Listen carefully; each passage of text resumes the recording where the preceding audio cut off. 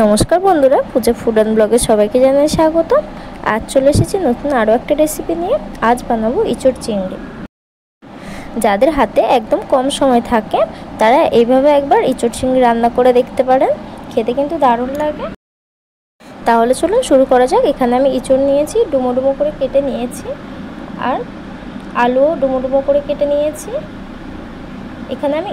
এখানে আমি দুটো বড় সাইজের পেঁয়াজ কুচিয়ে নিয়েছি, একটা টমেটো নিয়েছি, কিছুটা আদা, কিছুটা রসুন আর কিছুটা কাঁচা লঙ্কা নিয়েছি। আর এখানে 200 গ্রাম মতো চিংড়ি মাছ নিয়েছি। তাহলে চলুন রান্নাটা শুরু করা যাক। কড়াই বসিয়ে দিয়েছি, তেল দিয়ে দেবো বেশ কিছুটা। তারপরে দিয়ে দেবো ফোড়নে তেজপাতা, গোটা জিরে, গোটা এলাচ আর একটু দারচিনি দিয়ে একটু নাড়াচাড়া করে নেব। তারপরে দিয়ে দেবো কুচিয়ে রাখা পেঁয়াজটা, দিয়ে ভালো করে লাল লাল করে ভেজে নেব।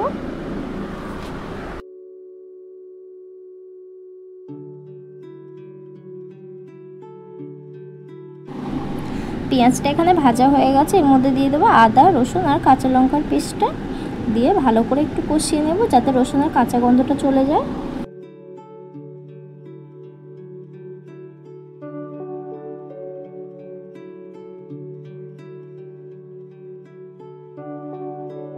মশলাটা খুব ভালোভাবে কষানো হয়ে গেছে। এবারে দিয়ে দেবো চিংড়ি মাছটা, দিয়ে খুব ভালোভাবে কষিয়ে নেব। তারপর দিয়ে দিলাম টমেটো কুচি।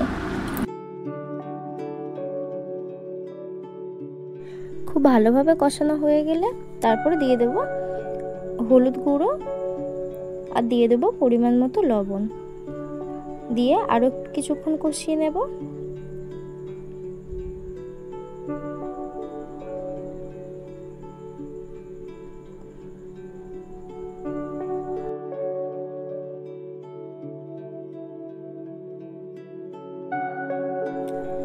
তারপর এখানে দিয়ে দিলাম 1 চামচ মতো জিরের গুঁড়ো আর একটু দিয়ে দিলাম কাশ্মীরি লঙ্কার গুঁড়ো, দিয়ে আরও কিছুক্ষণ কষিয়ে নেব।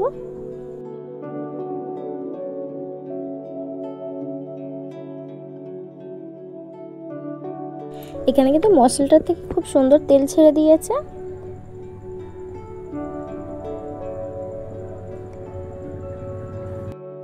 কিছুক্ষণ কষিয়ে নেওয়ার পরে এবারে দিয়ে দিলাম সিদ্ধ করে রাখা ইঁচড় আর আলু, দিয়ে খুব ভালোভাবে কষিয়ে নেব।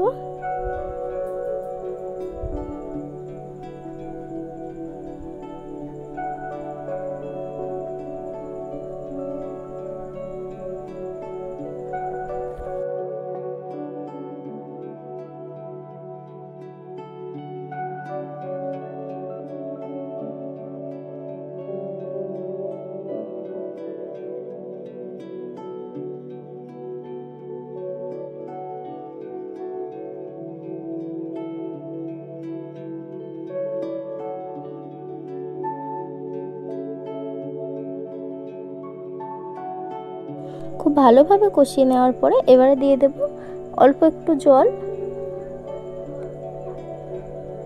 আমি এখানে বেশি জল অ্যাড করিনি, এটা একটু হবে গ্রেভি গ্রেভি মতো। ঢাকা চাপা দিয়ে বেশ কিছুক্ষণ ফুটিয়ে নিলাম।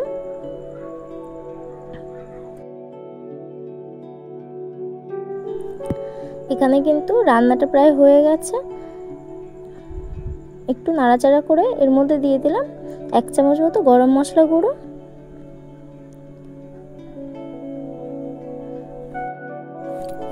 গরম মশলা গুঁড়ো দিয়ে নামিয়ে নিলে রেডি ইঁচড় চিংড়ি। রেসিপিটা কেমন লাগলো অবশ্যই কমেন্ট করে বলবেন। রেসিপিটা ভালো লাগলে একটি লাইক আর সাবস্ক্রাইব করে দেবেন নতুন নতুন ভিডিও পাওয়ার জন্য।